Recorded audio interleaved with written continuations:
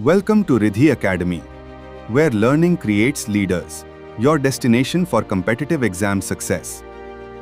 Learn today, lead tomorrow. नमस्कार दोस्तों, आपका स्वागत है आपके अपने चैनल रिद्धि एकेडमी में। आज हम लोग पढ़ेंगे एक बेहतरीन सा टॉपिक जिसका सब्जेक्ट नेम है British literature the early 20th century और सब्जेक्ट कोड है BEGC।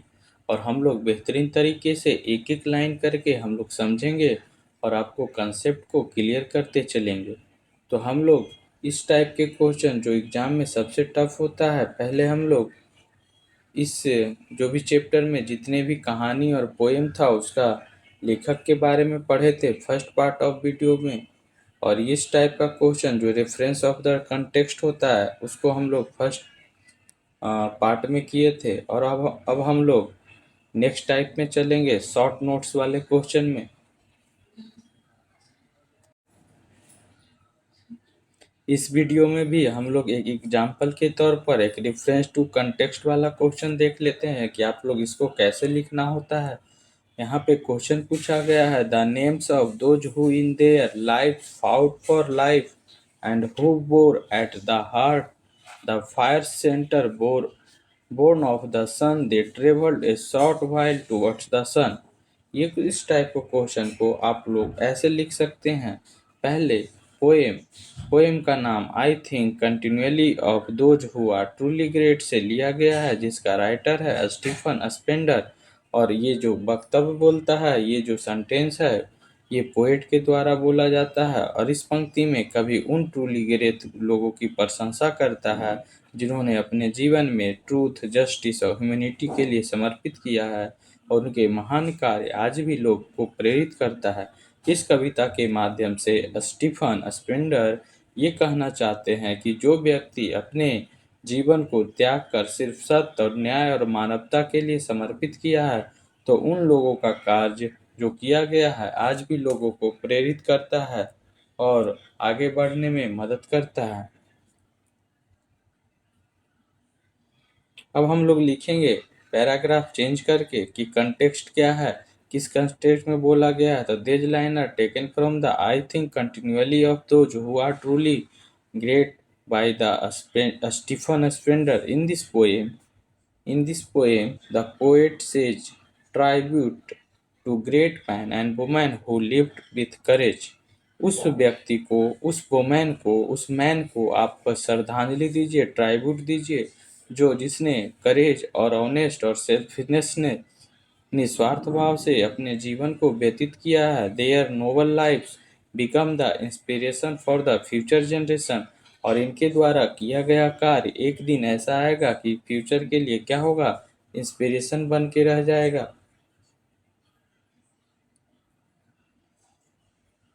Next question, next point है explanation. In this line the poet remember those who fought for the life and dedicate themselves to welfare। In this line, the poet remember those fought for the life and dedicate them to the welfare of the humanity। The phrase "the fire center" symbolize their passion and determination and the inner strength। और ये बताना चाह रहा है इस poem के माध्यम से स्टीफन स्पेंडर कि जो व्यक्ति अपने जीवन में संघर्ष किया है और दूसरे के जीवन को कल्याण करने में अपना जीवन व्यतीत कर दिया है, वैसे इंसान को हमेशा याद रखा जाएगा और फ्यूचर के लिए क्या होगा, इंस्पिरेशन बनेगा। और जो ये पॉइंट दिया गया है, ये वर्ड जो दिया फ्रेज द फायर सेंटर, ये सिंबलाइज करता है किस चीज को, उनके पैशन को, डिटर्मिनेशन को और इनर स्ट्रेंथ को।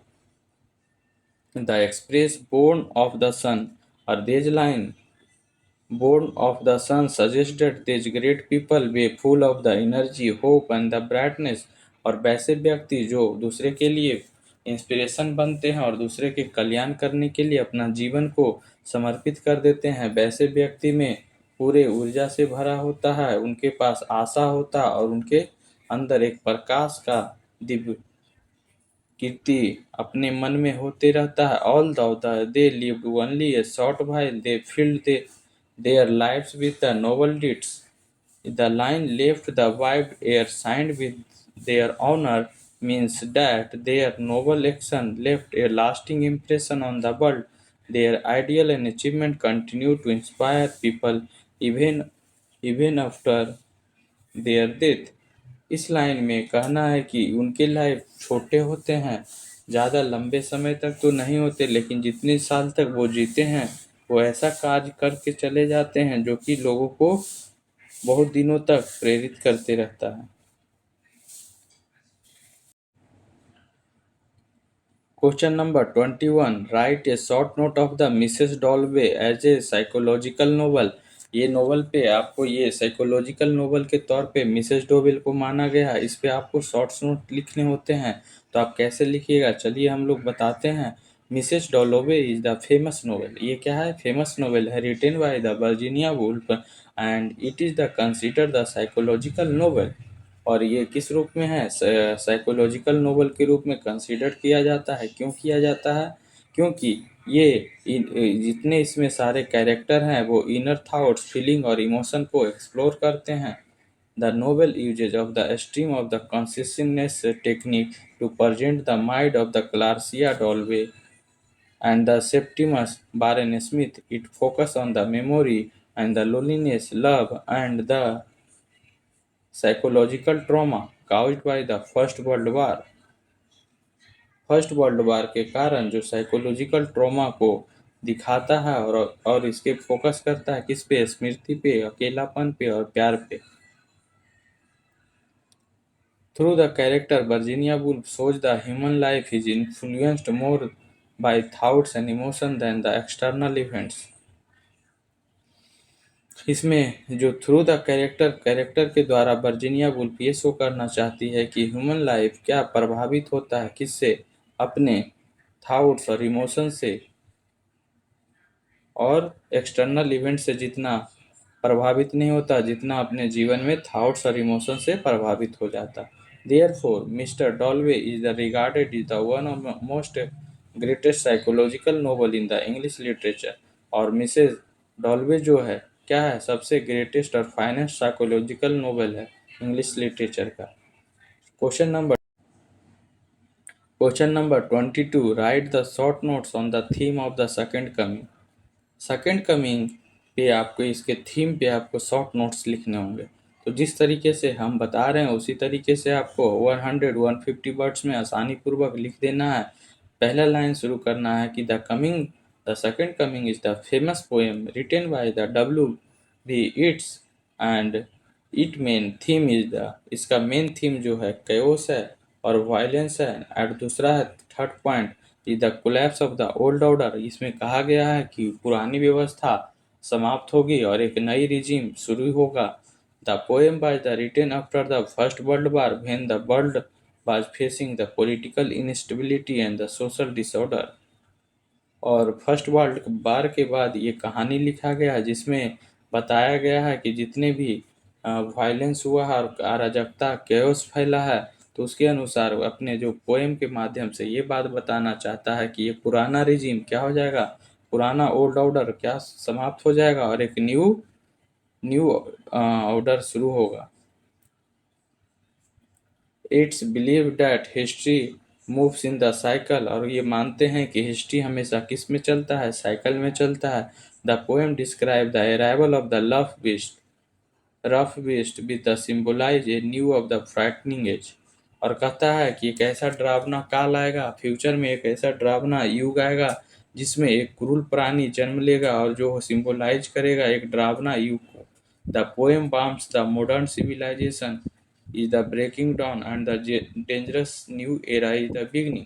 और इस पोएम के अनुसार बताना चाहता है कि न्यू एरा का शुरुआत होगा जो बहुत ही असभ्य और क्या होगा? डरावना होगा। Next question number. Write a short note of the difficulty faced by the Magi in the journey of the Magi.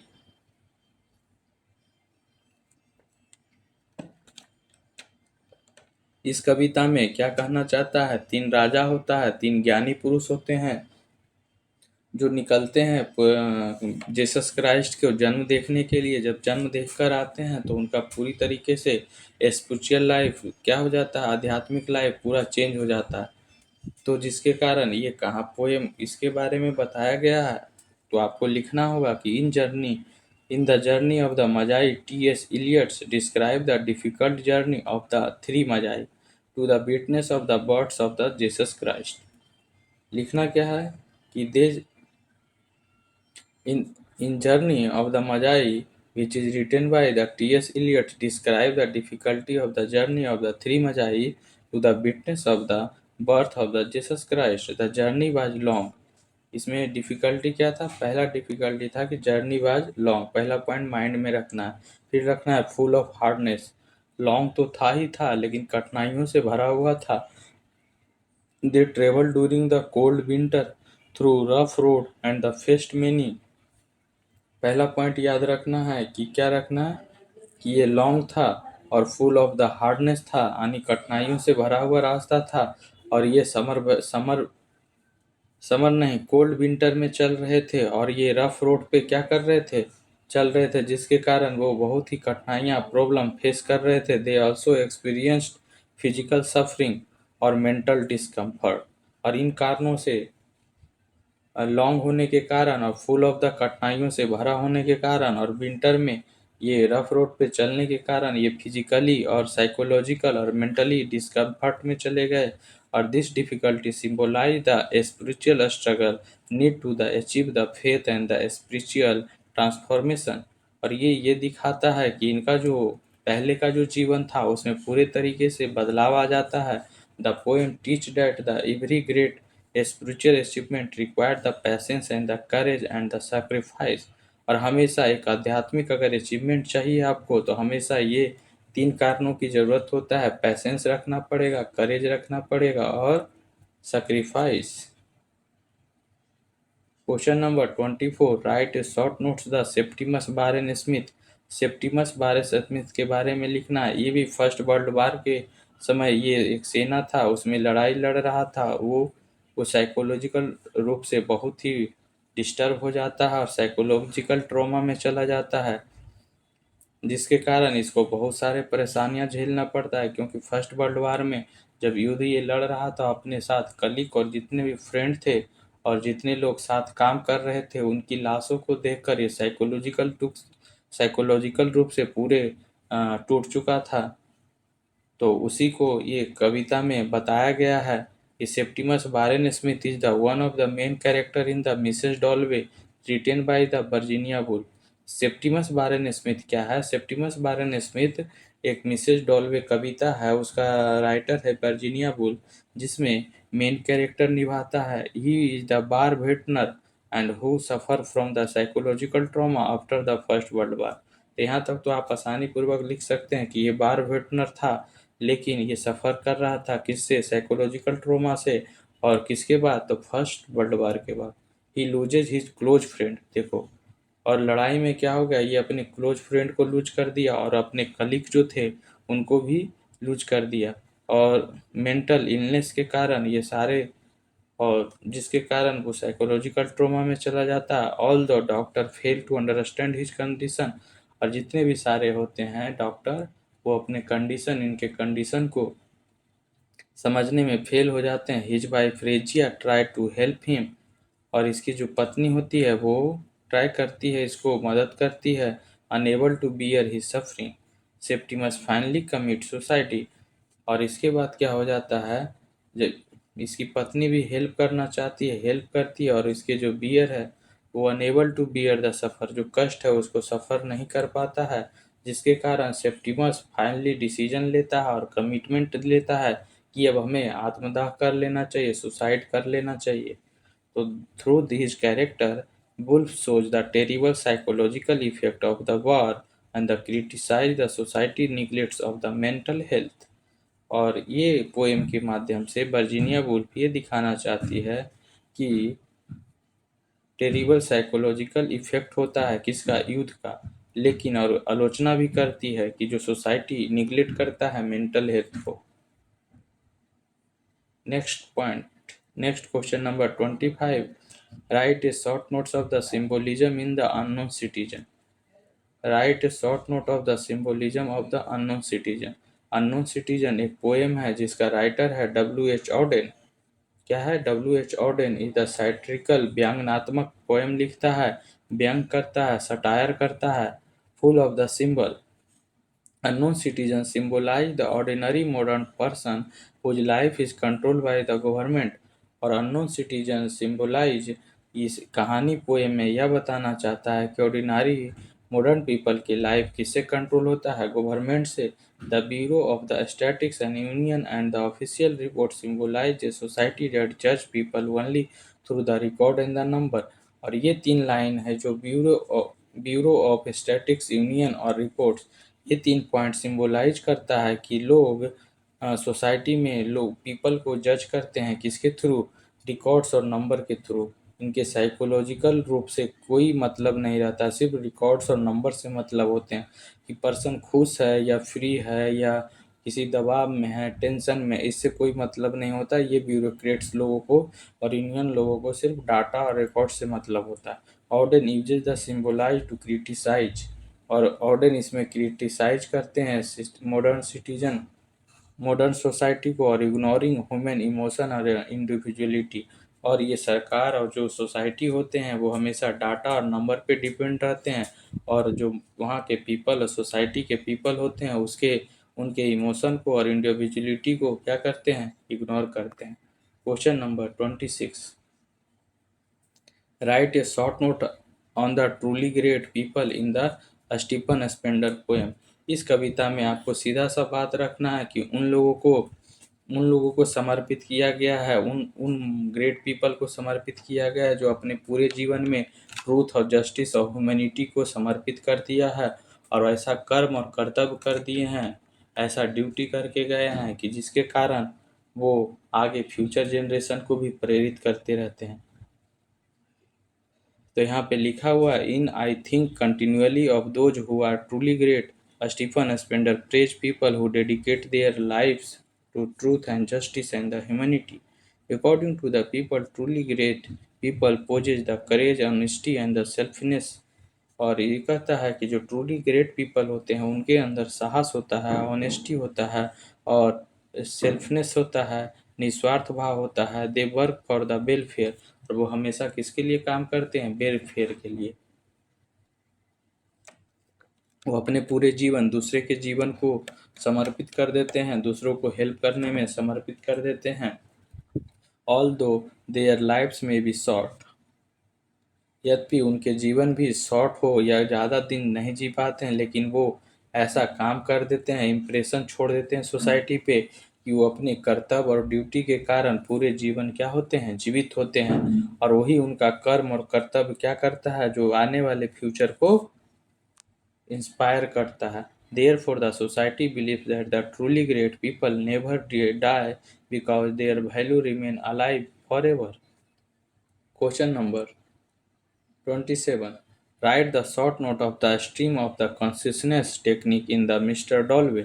The stream of the consciousness is the important narrative technique used by the Virginia Woolf in the Mrs. Dolby। It the present the continuous flow of the character thoughts and feeling and the memories।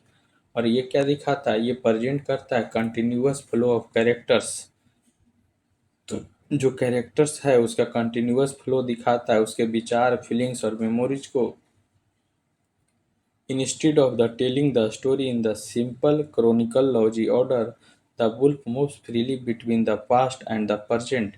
और जो wolf होता है वो अपने past को याद करता है, और this technique helps the reader to understand the inner minds of the Clarissa Dolby and the Septimus Baron Smith। The stream of the consciousness make the novel of the master। Write a short note on the theme of the bar in the Mrs. Dolby। Mrs Dalloway के theme पे आपको क्या लिखना है, short notes लिखना है, जिसमें बताया गया है कि first world is the important theme in the Mrs Dalloway. इसमें जो मेन थीम है, इम्पोर्टेंट थीम है, जो फर्स्ट वर्ल्ड वार है, फर्स्ट वर्ल्ड वार पे ही लिखा गया ये पोएम है, जिसमें एक व्यक्ति होता है सेप्टिमस बारेन स्मिथ। वो लड़ाई में जब लड़ता है और उसके बहुत सारे फ्रेंड्स और कलीग क्या हो जाते हैं, मर जाते हैं, जिसके कारण वो अपनी लाशों को देखता है, और वो जब वो घर वापस आता है तो उसकी परछाई दिखने लगता है, और वो दिखता है, सोता सही से नहीं है, मेंटली रूप से और साइकोलॉजिकल रूप से वो ब्रेक डाउन होना शुरू हो जाता है और अकेला में रहता है, जिसके कारण वो टूटने लगता है और वो बहुत ही स्ट्रॉन्ग साइकोलॉजिकल ट्रॉमा में चला जाता है। और उसके डॉक्टर भी क्या करते हैं, उसके मेंटल जो पोजीशन होता है, उस समय सिचुएशन होता है, उसको नहीं समझते हैं और वो एट लास्ट में क्या कर जाता है, सुसाइड कर लेता है। तो कैरेक्टर यही है, इसमें यही लिखा होगा कि the this character Woolf criticize the war, और इसी के माध्यम से ये जो वुल्फ वर्जीनिया है वो क्या करती है, वॉर को क्रिटिसाइज करती है और कहती है that its effect continue even after the fighting in. और ये भी दिखाना चाहती है कि ये नहीं कि वॉर ख़त्म हो जाने के बाद इसका कोई इफेक्ट नहीं होता, और वार जब ख़त्म हो जाता है तो लोग साइकोलॉजिकल रूप से और सोशल रूप से क्या हो जाते हैं, टूट जाते हैं। Question number 29, write a short note of the message of the journey of the Magi. ये भी कहानी हम लोग पढ़ चुके हैं कि इसमें तीन ज्ञानी पुरुष होते हैं जो क्या जीसस क्राइस्ट के जन्म को विटनेस बनना चाहते हैं, वो देखना चाहते हैं, और इसके लिए वो लॉन्ग पाथ और हार्ड कठिनाइयों से भरा हुआ रोड पे चलते हैं विंटर के समय में। और उसके समय क्या होता है, जब ये विंटर समय के चलते हैं तो बहुत सारे कठिनाई भरा होता है, रोड रफ होता है, जिसके कारण ये अपने जर्नी का बहुत सारे कठिनाइयों को करके अपने जीसस क्राइस्ट का जन्म देखने जाते हैं। तो और उस जिसके कारण ये प्रॉब्लम होने के कारण ही जिसके जितने भी स्पिरिचुअल ट्रांसफॉर्मेशन हो जाने के बाद पहले जैसे लाइफ था उसमें बहुत सारा इनका चेंज देखने को मिलता है। The difficult journey of the tree Magi symbolize the spiritual journey. Every human being, the birth of the Jesus Christ, make the end of the old life and the beginning a new spiritual life. The poem teaches that the spiritual growth requires the, और ये spiritual life को grow करने या growth करने के लिए आपको patience और sacrifice और डिवोशन की जरूरत होता है। Write a short note of the satire the unknown citizen, और ये व्यंग्यात्मक ये पोएम है जिसमें जिसका नाम है द अननोन सिटीजन। तो ये अननोन सिटीजन लिखता है डब्ल्यू एच ऑडेन। और ये क्रिटिसाइज करता है दो चीज़ को, क्रिटिसाइज करता है मॉडर्न सोसाइटी को, गवर्नमेंट को, मॉडर्न सोसाइटी को और गवर्नमेंट को, for the judging people only the often records and the statics. इसमें देखो कविता में कहना चाहता है कवि कि जितने भी पीपल होते हैं सोसाइटी के पीपल, वो सारे उनके जीवन और लाइफ किससे कंट्रोल होते हैं, गवर्नमेंट और सोसाइटी के द्वारा। तो गो सोसाइटी सोसाइटी और गवर्नमेंट क्या करते हैं, इनके जो जजमेंट करते हैं, जज करते हैं पीपल को सिर्फ रिकॉर्ड और स्टैटिक्स के आधार पे ही करते हैं, ना कि इनके इमोशनल और इंडिविजुअलिटी पे करते हैं। तो इसी बात को लेकर ये क्रिटिसाइज करना चाहते हैं डब्ल्यू एच ऑडेन, और व्यंग कसते हैं सरकार, गवर्नमेंट और सोसाइटी पे। The citizen appear to be perfect The citizen appear to be perfect because he obey all rules, pay taxes, and follow the social expectation. However, the poem asks whether he was the really happy or free. Citizen क्या कहता है, government क्या कर रहा है, government तभी कहेगा कि आप परफेक्ट सिटीजन हैं जब आप टैक्स अच्छे से पे कीजिएगा, रूल एंड रेगुलेशन को फॉलो कीजिएगा। इसके बावजूद आप खुश हैं या स्वतंत्र हैं या नहीं, आपके इमोशनली रूप से क्या स्थिति है, इससे उनको कोई मतलब नहीं होता। Through the satire audience show the modern society ignore the individuality and the human emotion. Write the short note of the central idea of I think continually of those who are truly great. ये बार बार एक ही कहानी, आप एक चार poem है उसको concept बना लीजिए, उसी को इधर से उधर घुमा के लिखना होता है।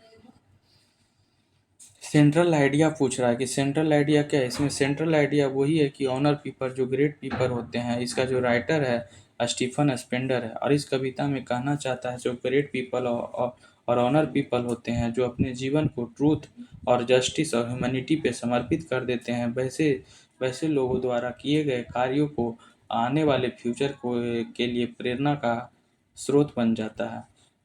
और वैसे पीपल में क्या होता है, करेज होता है, ऑनेस्टी होता है और द सेल्फनेस होता है, और वो कभी स्वार्थ के जीवन में नहीं जीते हैं। They dedicate their lifes a noble ideal and the leave behind the lasting legacy, and the poem inspire reader to follow the path of the goodness and the serve society and the seniority and the dedication.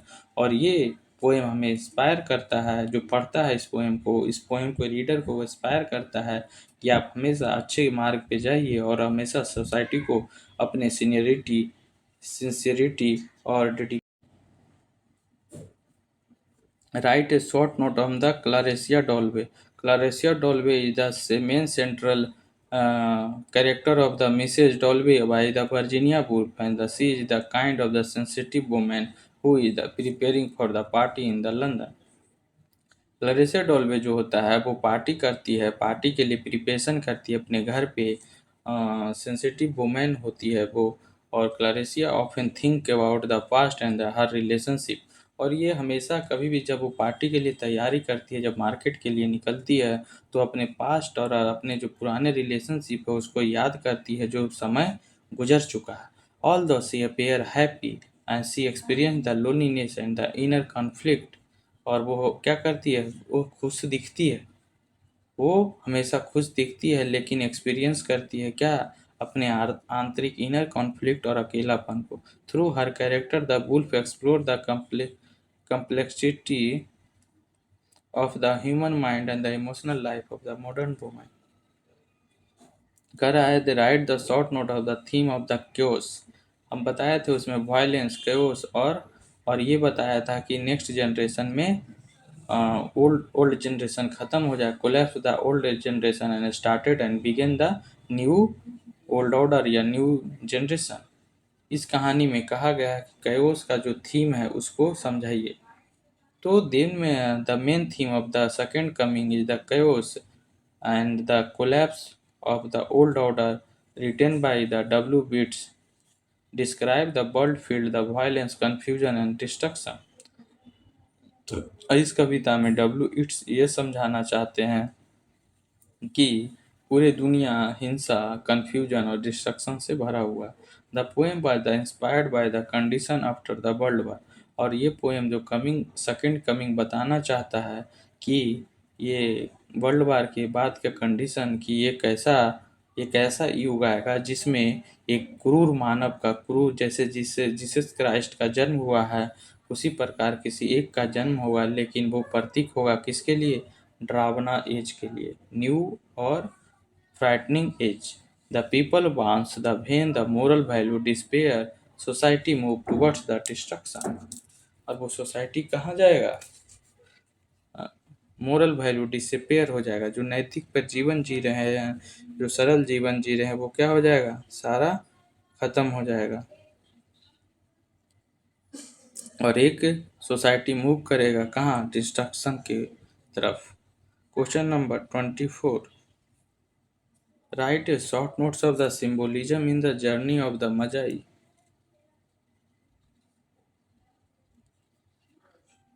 और इसमें सिंबोलाइज करना है journey of the मजाई को। तो इसमें वही कहानी है, ये spiritual journey of the human life. बार बार वही कहानी को क्वेश्चन बना बना के अलग अलग तरीके से पूछा जा रहा है कि जीसस क्राइस्ट का जो पीपल थे वो अपने जीवन में चेंज किए और अपने वो विटनेस बनना चाहते थे जीसस क्राइस्ट के जन्म को, तो इन्होंने कुछ चेंजेस किए। वो विटनेस बनने के लिए वो कठिनाइयों को सफ़र किए और वो ठंडा के समय एक रफ रोड के मार्ग से वो ट्रेवल करते करते कठिनाइयों से भरे हुए चीज़ों को, अपने उस परिस्थितियों को झेलते हुए उनके जीवन में क्या हुआ, फेथ और स्पिरिचुअल अवेकनिंग आया, जिसके कारण वो उनके पूरे जीवन क्या हो जाता है, बदल जाता है। और ये पोएम में यह दिखाना चाहता है कि जब आप तो सही ट्रूली स्पिरिचुअल ग्रोथ करना चाहते हैं तो आपको ये 3 चीज़ का हमेशा रखना चाहिए, sacrifice, patience, inner struggle. Next question,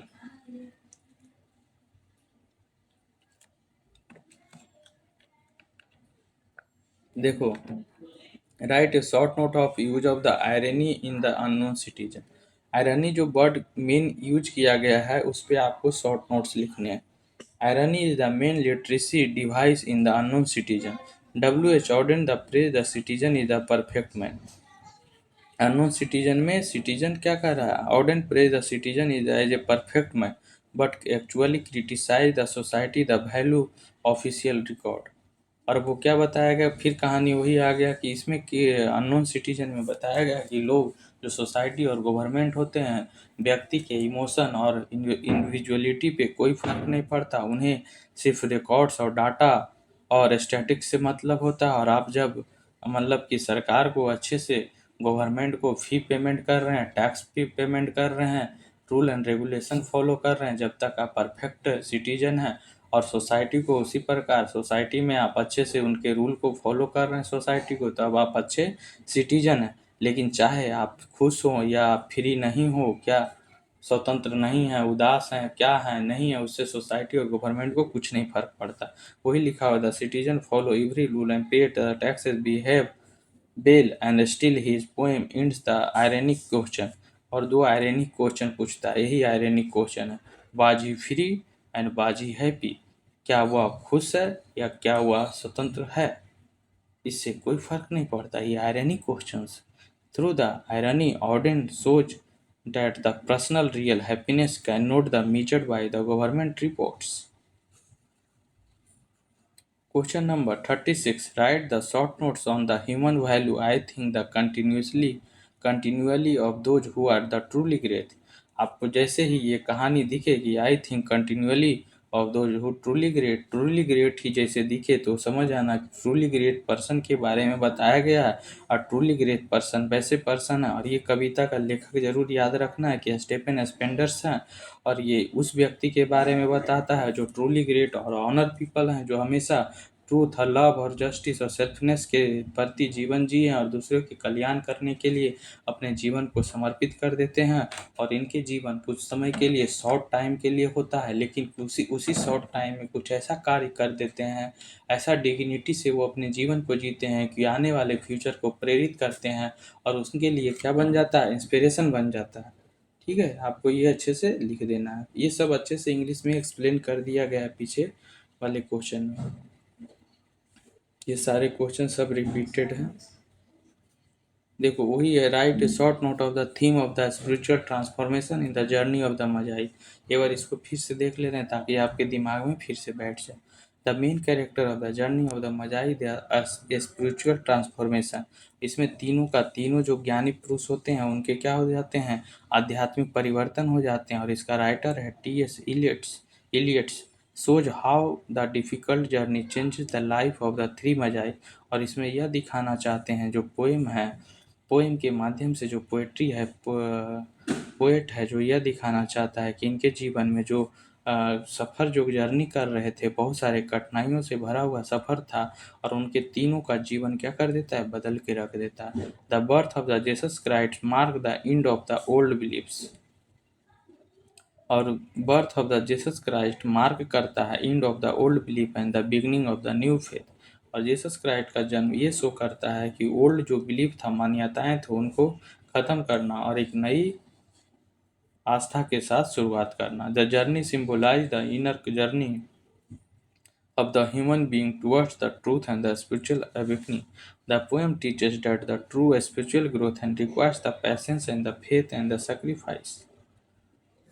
और आप हमेशा ये पॉइंट तो याद ही रखिए, बार बार आ रहा है कि स्पिरिचुअल ग्रोथ रखना है तो पैसेंस आपको लिखना ही। जब भी एक कविता आ जाए तो आपको ये पॉइंट्स लिखना है उनके सफ़र के बारे में, कि तीनों को सफ़र नहीं, जो वो ठंडा के समय चल रहे थे, लॉन्ग था और फुल ऑफ द हार्डशिप से, कठिनाइयों से जा रहा था और रफ रोड से गुजर रहे थे, जिसके कारण इनके लाइफ में चेंज आता है।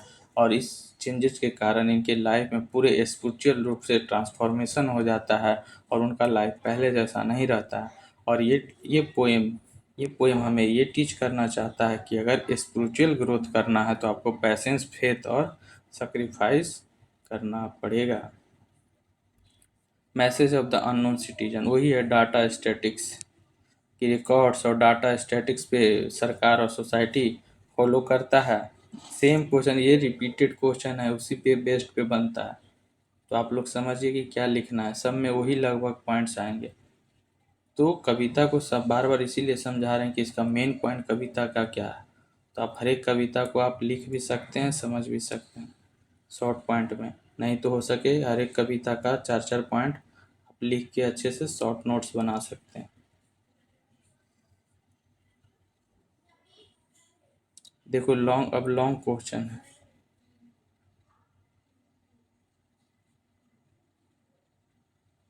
शॉर्ट नोट्स वाले क्वेश्चन लगभग अब खत्म हो गए। अब यहाँ पे जो आता है next part, discuss the Mrs Dalloway as the modernist novel. Mrs Dalloway जो है उसको किसके रूप में माना गया है? मॉडर्निस्ट नोवेल के रूप में। तो Mrs Dalloway written by the Virginia Woolf, one of the finest and the modernist novels in the English literature. It used the stream of the consciousness technique to explore the inner conflicts and the feelings of the character. एक चेतना प्रवाह तकनीक के बारे में बताता है कि inner conflict और फीलिंग्स कि इस कैरेक्टर में कैसे जीता है। The novel does not follow the traditional plot. The novel does not follow A traditional, कोई ट्रेडिशनल प्लॉट को फॉलो नहीं करता है। Instead it focus on the memory, time, identity and psychological trauma. और इसके जो राइटर हैं क्या, मेमोरी, टाइम और आइडेंटिटी और साइकोलॉजिकल ट्रॉमा पे ही क्या करता है, फोकस करता है। और इसमें दो कैरेक्टर इंपॉर्टेंट है। Woolf present the life of the Clarissa Dalloway and the Septimus Warren Smith through their thoughts and the memories. और ये सारे इर्द गिर्द यही दो नाम पे चलता है। Septimus Warren Smith first world वार में लड़ाई लड़ता है और अपने जो कलीग और प्रेमी करीबी दोस्त होते हैं वो क्या हो जाते हैं, खो जाते हैं, मृत्यु हो जाता है, जिसके कारण वो साइकोलॉजिकल ट्रॉमा और अकेलापन में जीने लगता है। उनकी आत्मा परछाई दिखने लगता है, उसे इस तरीके से ब्रेक डाउन हो जाता है कि उसके लगता है कि हम सब आमने सामने ही है। तो और धीरे धीरे वो उसके डॉक्टर भी मेंटली पोजीशन को समझ नहीं पाता है, और मेंटली पोजीशन को जब नहीं समझ पाता है तो जिसके कारण एट लास्ट में वो कमिट करता है कि वो हम सुसाइड कर लें। यही सारे पॉइंट को आपको लिखना है। और discuss the major theme of the second coming. Second coming क्या है, वही बताया गया कि इसका राइटर मेन याद रखना है कि डब्ल्यू बिट्स है, और इसका जो मेन थीम है कैओस है, वायलेंस और डिस्ट्रक्शन है। बताया गया है कि फर्स्ट वर्ल्ड वार को देखकर, ये फर्स्ट वर्ल्ड वार पे ही देखकर मतलब कि लिखा गया है। और इसमें जो मारधार हुआ है, कैओस हुआ है, अराजकता फैला और हिंसा है, उसी बेस्ड पे है। और डिस्ट्रक्शन, डिस्ट्रक्शन ये बताता है कि आगे आने वाला फ्यूचर क्या हो जाएगा, ओल्ड ऑर्डर को चेंज कर देगा, न्यू ऑर्डर शुरू होगा, जिसमें एक सोसाइटी जो अपने मोरल जीवन है उसको भूल जाएगा और डिस्ट्रक्शन की ओर बढ़ेगा। And written after the first world the poem reflect the political, समझो, political and the social crisis, the modern but the rough beast symbolize the arrival of the frightening of the new age. It's believed the history moves in the cycle, और east हमेशा कहते हैं कि एक cycle में history move करता है। And every civilization eventually decline before a new one begins. और हमेशा कभी भी एक सोसाइटी जो होता है और एक टाइम पीरियड ऐसा आता है कि पुराना रिजिम क्या हो जाता है, समाप्त हो जाता है और नया शुरू होता है। The poem was the humanity about the moral decline and the dangerous of the violent futures. तो लगभग आपको सारा कहानी और पोएम समझ में आ रहा होगा। राइटर का नाम फर्स्ट पार्ट में अच्छे से एक जगह लिख दिया गया। कम से कम नहीं हो तो आप एग्जाम में उसको सही से आप लोग लिख के जा सकते हैं। छोटे से पार्ट्स में लिख लीजिए कि राइटर्स कौन कौन है। मात्र 6 से 7 राइटर हैं और 7 पोएम ही है, 2 नोवेल है, 4 पोएम है, तो उसको आप सही से कर सकते हैं। फिर आ गया difficulty of the journey of the Magi in the journey of the, ये सारा आप लोग लिख सकते हैं। ये बहुत अच्छे से पीछे समझा दिया। Discuss of the unknown citizen of the satirical poem, ये भी है सरकार और गवर्नमेंट पे क्या किया जाता है, रिकॉर्ड्स और स्टैटिक्स के बारे में बताता है। और विडम्बना लास्ट में क्वेश्चन पूछता है, क्या पूछता है, वाज ही हैप्पी या वाज ही फ्री। उससे सरकार और सोसाइटी को कोई मतलब नहीं होता। ठीक है, कोई और क्वेश्चन करने लायक होगा तो हम लोग करेंगे।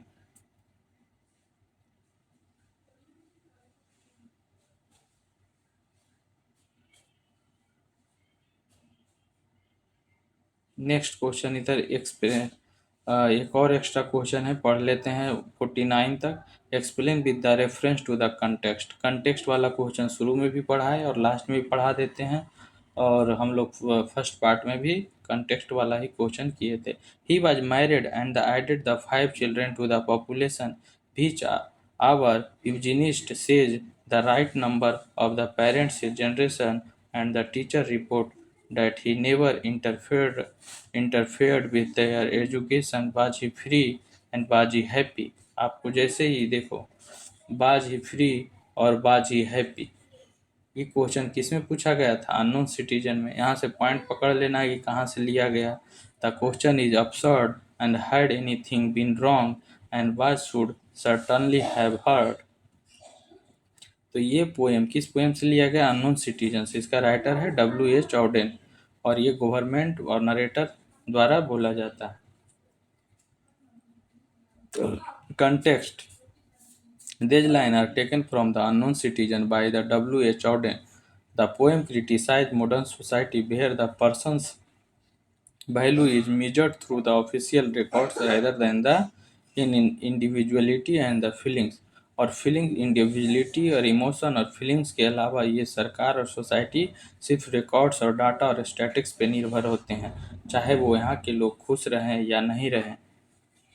So in this line, the speaker says the citizen had 5 children. Citizen had 5 children, and which eugenist consider appropriate.